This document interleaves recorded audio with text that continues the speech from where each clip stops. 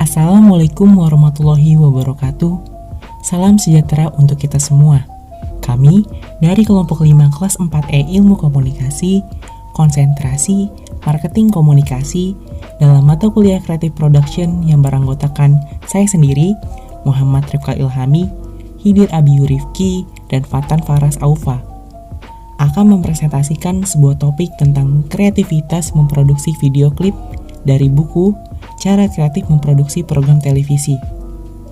Kami akan membahas mulai dari pengertian video klip, ide kreatif dan konsep, proposal dan storyboard, penentuan lokasi dan setting lokasi syuting, peralatan syuting dan pendukungnya, pengambilan gambar dan tag lebih dari satu kali, hingga editing video klip. Mari kita masuk ke dalam pembahasannya. Kita masuk ke dalam subbab yang pertama, pengertian video klip. Video klip merupakan kumpulan potongan-potongan gambar yang dimasukkan ke dalam cerita sepanjang durasi musik.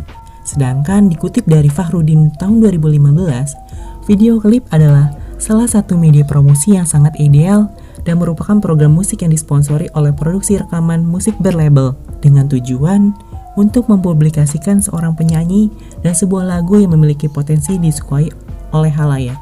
Pada perkembangan saat ini, masyarakat cenderung untuk menyamakan arti video musik dengan video klip. Di Indonesia sendiri, video musik lebih populer dengan sebutan video klip. Dengan membuat video klip dapat memudahkan dalam memasarkan dan mengenalkan lagu terbaru milik seorang penyanyi agar dapat diminati oleh para penggemarnya. Definisi ini telah diperjelas dalam sebuah buku elektronik milik Karl Sloan pada tahun 1999 yang artinya bahwa video klip adalah bentuk komunikasi audio visual yang maknanya diciptakan dengan membawa informasi seperti musik, lirik, dan gambar yang bergerak. Video klip juga merupakan bagian dari program acara televisi non-drama yang paling mudah untuk diingat. Hampir semua stasiun televisi mempunyai acara musik dengan format repacking video yang menggunakan materi video klip sebagai pengisi acara. Selanjutnya, fungsi video klip. Menurut Denny Sakri, dikutip dari Haki tahun 2012, video klip mempunyai dua fungsi, yaitu fungsi utama video klip sebagai media promosi, yang dimaksudkan agar masyarakat luas semakin mengetahui karya yang dibuat oleh musisi yang bersangkutan. Fungsi yang kedua, secara artistik untuk berekspresi. Dengan mengeksplorasi sebuah lagu, video klip dapat menampilkan sesuatu yang berkaitan dengan lagu maupun tidak. Konsep video klip yang tidak berkaitan dengan lagu merupakan bentuk ekspresi dan hal tersebut erat kaitannya dengan artistik. Dengan adanya video klip, penikmat musik juga dapat melihat bagaimana wajah dan penampilan dari seorang penyanyi maupun grup musik yang menawarkan suatu musik atau lagu, maupun sekadar membangun nuansa yang ingin dicapai oleh lagu tersebut, ataupun membangun image dari seorang penyanyi atau grup musik. Dengan kata lain, video klip dapat menjadi jembatan komunikasi antara seniman dengan penikmat secara visual, sekaligus sarana bagi para produser musik untuk memasarkan produknya melalui media. Selanjutnya ada tipe video klip. Tipe yang pertama ada simbol. Tidak perlu adanya keselarasan antara gambar dan lirik, bahkan seringkali tidak ada hubungan antara keduanya.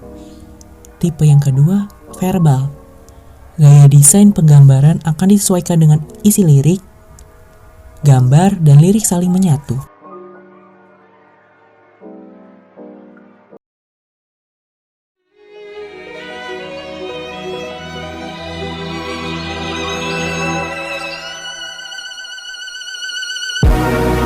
Feel like sun on my skin. So this is love. I know it is.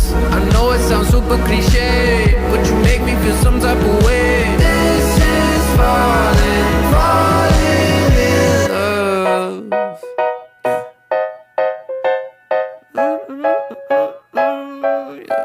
I got a lot on my mind, got some more on my plate. My baby got me looking forward to the end of the day. What you say? You and me, just forget about the past, throw it in the trash. What you say? You and me, live the life we never had, like we're never going back. Feel like like sun on my skin. So this is love, I know it is. I know it sounds super cliche, but you make me feel some type of way. This is falling, falling in love. I know it sounds super cliche, but you make me feel some type of way. This is falling, falling in love. Yeah, this is falling, falling in love. This is falling.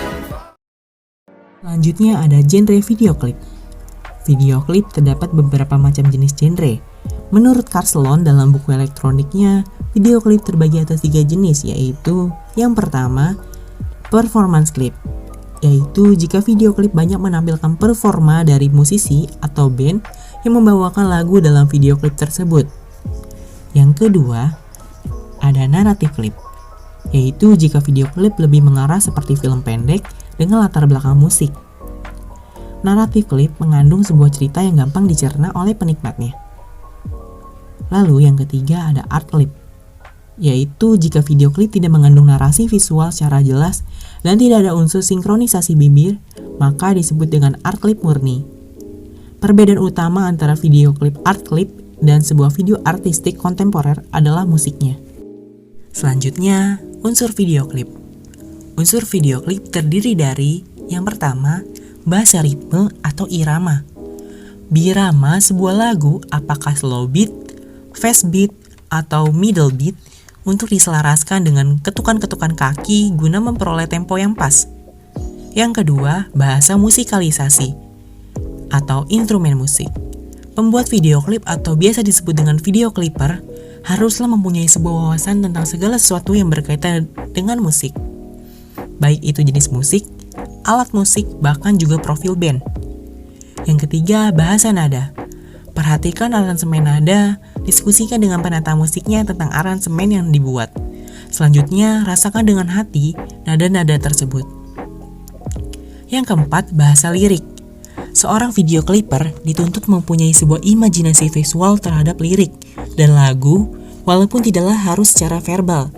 Jika ada lirik yang mengungkapkan kata cinta, maka simbolisasi tidak harus dengan bunga warna pink atau hati. Bisa saja berupa kertas atau surat, sepatu butut, air, atau bahkan bisa dengan tarian kontemporer. Dan yang kelima, bahasa performance atau penampilan. Pendalaman karakter pemusik, penyanyi, pemain band, baiklah dari latar belakang bermusiknya hingga ke profil fisiknya, seperti hidung, mata, style, fashion, dan gerak tubuh. Penampilan juga mencakup busana atau wardrobe yang dikenakan semua talent dalam video klip dan set lokasi di mana semua adegan dalam video klip itu terjadi. Masuk ke dalam subbab yang kedua, yaitu ide kreatif dan konsep. Yang pertama, ide kreatif. Dalam memaknai arti ide kreatif, kita perlu memahami makna ide itu sendiri. Ide adalah sebuah pemikiran atau gagasan yang dimiliki seseorang terhadap suatu benda, kondisi, dan hal-hal lain yang dipikirkannya. Arti kreatif adalah suatu kemampuan yang ada dalam individu atau suatu kelompok yang mendorong mereka untuk melakukan beberapa pembaharuan atau beberapa pendekatan tertentu untuk memecahkan berbagai masalah dengan cara yang berbeda-beda. Dengan kata lain, ide kreatif adalah gagasan, ide, atau pemikiran yang dimiliki individu dalam menciptakan hal-hal baru atau cara-cara baru yang berbeda dengan segala hal yang sudah ada sebelumnya. Yang kedua, konsep. Menurut Kamus Besar Bahasa Indonesia atau KBBI, konsep adalah rancangan atau buram surat dan sebagainya, ide atau pengertian yang diabstrakkan dari peristiwa konkret, yaitu satu istilah dapat mengandung dua yang berbeda. Selanjutnya ada fungsi konsep. Yang pertama, fungsi kognitif. Kognitif dapat diartikan sebagai pemikiran manusia yang mendalam dan mengandung logika-logika. Maksud fungsi kognitif konsep adalah membuat pemikiran manusia yang logis tersebut menjadi lebih terstruktur. Orang yang sering mengonsep juga terbukti dapat meningkatkan kemampuan kognitifnya. Jadi, konsep mempengaruhi dua hal dalam kognitif, di mana konsep akan membuat pemikiran kognitif menjadi lebih terstruktur sekaligus berkembang. Yang kedua, fungsi evaluatif. Fungsi evaluatif terhadap konsep adalah proses yang dilakukan demi mendapatkan penilaian terhadap sebuah objek. Yang ketiga, fungsi operasional. Fungsi operasional dalam konsep dimaksudkan dan dapat membuat suatu pekerjaan menjadi lebih efektif dan efisien. Dengan demikian, implementasi dari sebuah pekerjaan menjadi lebih baik dan kokoh. Yang keempat, fungsi komunikasi.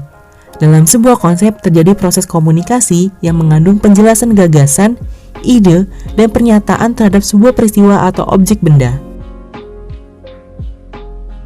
Selanjutnya ada unsur konsep, yaitu unsur-unsur konsep adalah elemen-elemen yang digunakan dalam membuat sebuah rancangan gagasan. Untuk lebih jelasnya, unsur-unsur konsep dapat dijabarkan berikut ini. Yang pertama itu ada nama. Nama adalah perwakilan terhadap sebuah ide atau gagasan. Yang kedua ada contoh. Dalam konsep terdapat beberapa contoh yang membandingkan suatu hal positif atau negatif. Yang ketiga karakteristik pokok, yaitu karakteristik pokok digunakan untuk menjelaskan contoh yang ada di dalam konsep. Yang keempat yaitu rentang karakteristik.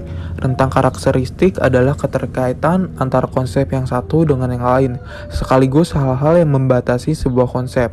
Kemudian di sini ada ciri-ciri konsep. Apa itu konsep dan ciri-cirinya? Konsep adalah sebuah rancangan dari sebuah peristiwa, objek, atau teori yang memiliki ciri-ciri tertentu. Berikut ini 4 ciri yang ada di dalam konsep. Yang pertama bersifat abstrak, yaitu menggambarkan pemikiran manusia terhadap suatu objek, benda, peristiwa, ilmu pengetahuan, atau teori tertentu. Hal yang dibahas dalam sebuah konsep bisa jadi terdiri atas 2 objek atau lebih dengan keterkaitan tertentu. Yang kedua, memiliki sinkronisasi.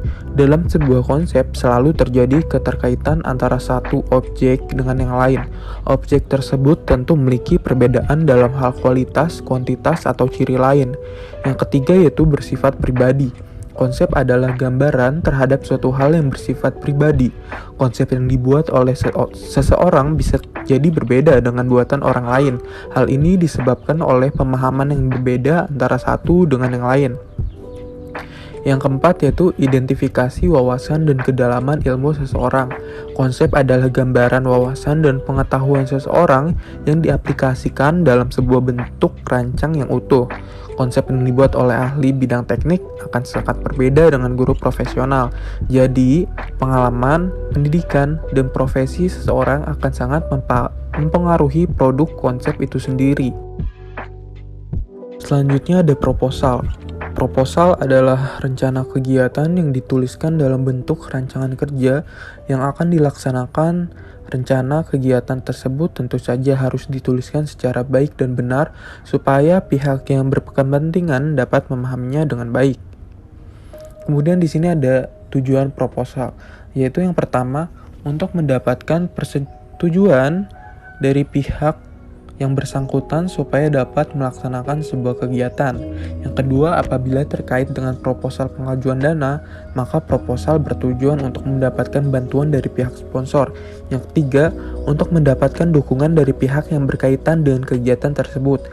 Yang keempat, apabila berkaitan dengan proposal proyek pemerintah, maka proposal bertujuan untuk melakukan tender atau lelang pada proyek-proyek tersebut. Yang kelima, untuk mendapatkan penawaran kerjasama bisnis apabila berkaitan dengan proposal bisnis. Yang di sini ada fungsi proposal. Yang pertama, dapat digunakan untuk pengajuan kerja sama bisnis kepada perusahaan sasaran. Dapat digunakan untuk mengadakan acara tertentu, misalnya pelatihan, seminar, perlombaan, dan lain-lain. Yang ketiga, dapat digunakan untuk melaksanakan penelitian ilmiah.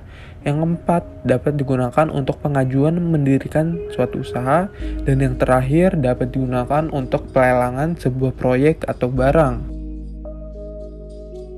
Kemudian selanjutnya ada storyboard. Storyboard merupakan coretan, gambar, atau sketsa. Dalam gambar tersebut juga berisi catatan mengenai adegan, sound, sudut, dan pergerakan kamera. Tujuan dari pemakaian storyboard adalah memungkinkan seseorang pembuat film atau video klip untuk memvisualisasikan ide-idenya dan juga sebagai alat untuk mengkomunikasikan ide keseluruhan film. Sebuah storyboard yang bagus mempunyai 2 fungsi utama, yaitu perencanaan dan komunikasi. Perencanaan yaitu Ketika kamu membuat storyboard sebuah video, kamu membuat sebuah rencana untuk produksi. Sangat menggoda untuk hanya mengambil kamera video dan mulai merekam, namun tanpa sebuah roadmap, kamu akan membuang-buang waktu, uang, dan energi. Kemudian yang kedua yaitu komunikasi. Tantangan lainnya bagi tim produksi seperti video adalah komunikasi. Dengan sebuah storyboard, kamu dapat menunjukkan seorang klien atau kru produksi tepatnya apa yang kamu pikirkan, tidak perlu penjelasan penuh kata atau drama. Kemudian di sini ada shoot dan cut, yaitu setelah kamera dan lensa, setiap pembawa cerita video memiliki dua alat esensial, yaitu shoot dan cut.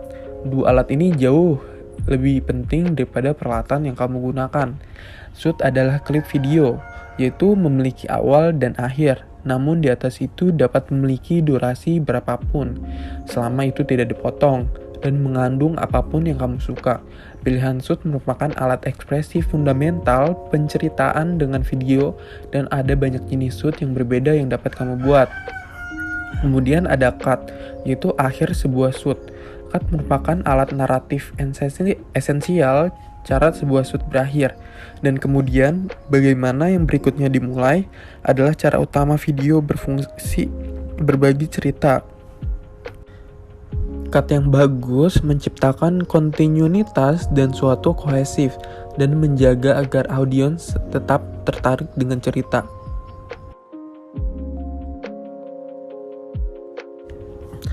Selanjutnya, bagaimana membuat sebuah storyboard? Sebuah storyboard tidak harus menjadi sebuah karya seni yang rumit. Berikut bagaimana cara membuatnya. Yaitu langkah yang pertama, buatlah sebuah template. Gambarkan rangkaian segi 4 pada selembar kertas, sama halnya ketika kamu akan membuat sebuah strip komik. Pastikan kamu menyisakan tempat untuk catatan atau baris naskah di bawah tiap segi 4. Langkah kedua yaitu tambahkan sebuah naskah. Di bawah tiap segi 4, tuliskan baris naskah atau dialog yang mengikuti adegan tersebut. Langkah yang ketiga, buat sketsa ceritanya. Jangan khawatir jika kamu bukan seniman. Bentuk stick sederhana akan melakukan trik itu. Kamu dapat mengindikasikan gerakan dengan sebuah panah. Gambar yang jelek lebih baik daripada tidak ada gambar. Yang langkah keempat yaitu tambahkan catatan. Terakhir, tambahkan catatan tentang tiap adegan. Ini mungkin mencakup deskripsi apa yang terjadi, sudut pada pergerakan kamera, dan efek khusus. Jangan lupakan audio seperti musik atau efek suara. Jaga agar storyboard tetap sederhana sehingga itu dapat dimengerti oleh siapapun yang melihatnya, dan pastikan untuk membagikan produk akhir dengan semua yang terlibat. Setelah membuat storyboard, selanjutnya yaitu penentuan lokasi dan setting lokasi syuting. Saat penentuan lokasi syuting, hal yang harus dilakukan terlebih dahulu yaitu Reiki. Adalah suatu proses mengunjungi lokasi atau survei lokasi. Reiki berguna untuk menentukan hal teknis di lapangan. Dari sisi kreatif, tentu apa yang ditulis di naskah tidak sepenuhnya sesuai dengan kondisi di lapangan.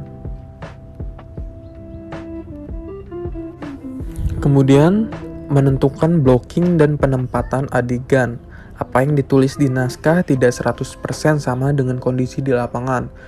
Keahlian sutradara dibutuhkan di sini untuk menerjemahkan naskah menjadi sebuah visual, walaupun kondisi di lapangan berbeda. Yang kedua yaitu menentukan teknis kamera dan lighting. DOP melakukan koordinasi dengan sutradara seputar kondisi di lapangan. Melihat kondisi lapangan, DOP bisa menyarankan hal-hal teknis kepada sutradara agar visi sutradara bisa diterjemahkan dengan baik. Yang ketiga yaitu memperhatikan potensi gangguan suara atau penata suara. Lokasi tidak selalu ideal untuk seorang penata suara. Lokasi yang sudah disetujui sutradara bisa saja terletak di antara pemukiman warga atau daerah industri yang riskan akan gangguan suara. Yang keempat yaitu menentukan layout set atau penata artistik. Sama seperti DOP, penata artistik berdiskusi dengan sutradara membahas visinya. Sutradara akan menceritakan visi dan pendekatan di setiap adegan serta nuansa seperti apa yang ia ingin bangun secara visual. Kemudian yang terakhir yaitu menentukan layout produksi. Manajer lokasi punya tugas mengelola lokasi agar tetap aman terkendali. Untuk itu, salah satu tugas yang wajib ia lakukan adalah memastikan flow para kru saat syuting tidak terganggu oleh hal lain. Ia harus memastikan tidak ada gangguan-gangguan di sekitar lokasi yang berpotensi mengganggu pengambilan gambar. Selain itu, layout atau denah produksi, mulai dari ruang ganti hingga kamar kecil, harus dirancang dan dikuasai betul oleh manajer lokasi atau produser pelaksana sehingga produksi dapat berlangsung lancar tanpa hambatan yang berarti. Peralatan syuting dan pendukungnya. Sarana produksi merupakan sarana penunjang terwujudnya ide menjadi konkret, yaitu hasil produksi. Peralatan yang berkualitas diperlukan agar menghasilkan gambar dan suara yang bagus. Kepastian adanya peralatan akan mendorong kelancaran seluruh persiapan produksi. Ada 3 unit pokok peralatan yang diperlukan sebagai alat produksi, yaitu unit peralatan perekam gambar, unit peralatan perekam suara, dan unit peralatan pencahayaan.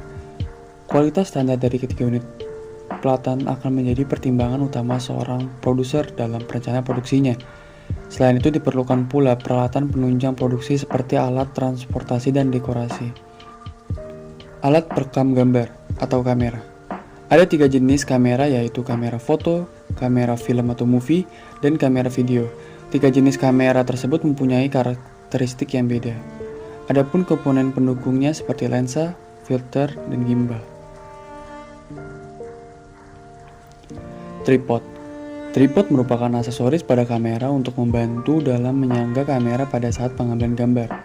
Tripod juga merupakan sebuah alat yang berfungsi untuk menahan getaran pada kamera. Biasanya digunakan untuk kecepatan rata yang lambat dan sangat lambat. Selanjutnya ada lighting. Lighting adalah suatu istilah untuk pengolahan cahaya atau pencahayaan yang digunakan dalam fotografi maupun videografi. Selanjutnya ada audio recorder. Audio recorder merupakan aspek penting yang perlu diperhatikan saat membuat film atau video dokumenter. Dalam membuat film, kita juga memerlukan alat perekam suara eksternal. Alat ini sangatlah penting karena bisa mengambil track suara lebih jelas daripada menggunakan mikrofon kamera yang kualitasnya rendah. Selain perekam suara, dalam membuat film juga memerlukan mikrofon. Ada 3 pilihan mikrofon untuk pengambilan suara sesuai dengan kebutuhan, yaitu shotgun mic, boom mic, dan clip-on. Selanjutnya ada komputer, laptop, dan software editing. Editing video merupakan sebuah proses edit terhadap klip-klip video hasil dari proses syuting, di mana pada proses ini seorang editor menyunting gambar dalam bentuk video tersebut dengan cara memotong klip-klip video, cut to cut, lalu menggabungkan potongan video tersebut menjadi sebuah video yang utuh untuk kemudian menjadi sebuah video yang baik untuk ditonton. Pengambilan gambar dan take lebih dari sekali. Storyboard harus mampu menggambarkan imajinasi visual ke dalam lagu yang dipahami oleh seluruh kru produksi. Namun, ketika proses produksi dilaksanakan, kru akan fokus menjabarkan storyboard yang disesuaikan dengan kondisi lokasi serta mood kru di lapangan. Juru kamera diingatkan untuk merekam setiap adegan jangan terlalu rapat, berilah jeda untuk memudahkan ketika pemotongan gambar. Produser atau kliper harus teliti memonitor kamera angle untuk komposisi yang diinginkan dan selalu membackup setiap frame yang direcord. Hal ini untuk menghindari kekurangan visual atau gambar yang salah tak terduga sebelumnya. Take suatu adegan ini harus dilakukan beberapa kali dari angle yang berbeda agar memiliki banyak variasi gambar. Lebih baik memiliki visual hasil record yang berlebihan daripada kekurangan visual. Akan tapi hasil visual recordnya harus lebih dari 80% dengan kondisi yang benar. Yang terakhir ada editing video clip. Editing video clip merupakan seni menggabungkan gambar dan lirik lagu agar memiliki alur cerita yang sinkron. Adapun tujuan dalam penyuntingan gambar sebagai berikut. Yang pertama, menghilangkan audio dan footage atau klip yang tidak diinginkan. Yang kedua, memilih audio dan footage yang terbaik. Yang ketiga, menghasilkan sebuah alur cerita. Yang keempat, menambahkan efek, grafik, subtitle, dan lain-lain. Yang kelima, menyesuaikan cue frame dengan ketukan lirik lagu. Yang keenam, merubah gaya, ritme, dan mood dari video. Yang ketujuh, melihat video dari sudut pandang tertentu.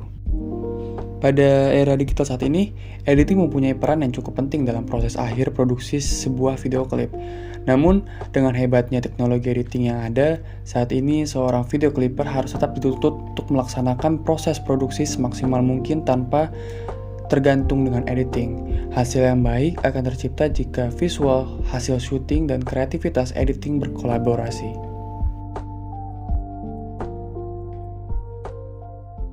Nah, masuk dulu, change.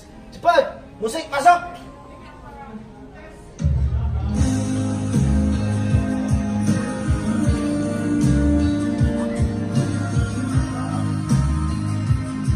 Let go.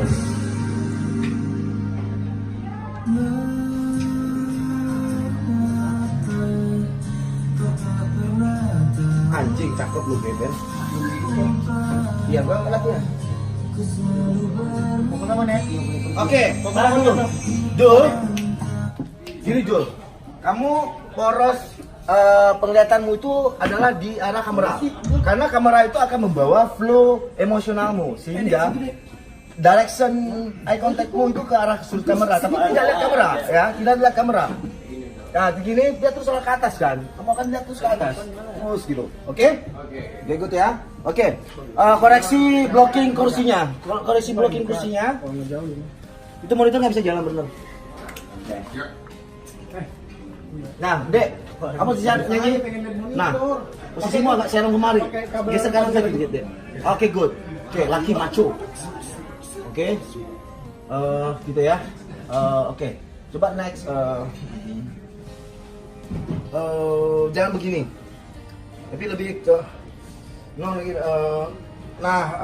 oke. Oke, kita bikin free aja dulu, kamu bebas mulai dulu ya. Nanti kasih. Oke, yuk, Dek, masuk Dek. Di sini soalnya ada movement, ini long take gitu ya. Kita main long take sehingga ada pergantian blocking. Si Jessica out, masuk si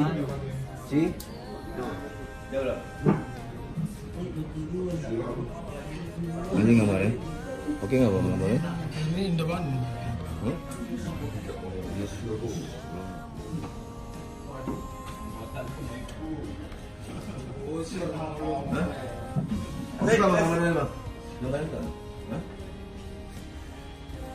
Coba dilatihan lagi nih. Latihan ya. Iya. Jadi dari sini. Mau langsung dari sini. Narsis nggak rambut gua gimana? Ini rambutnya mau dibikin tadi nggak ada? Ini. Hah? Hah?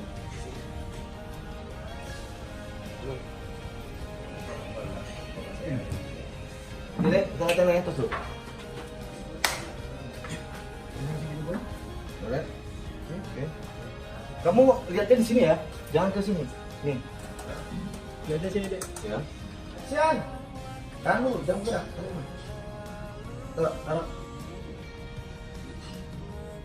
Musik.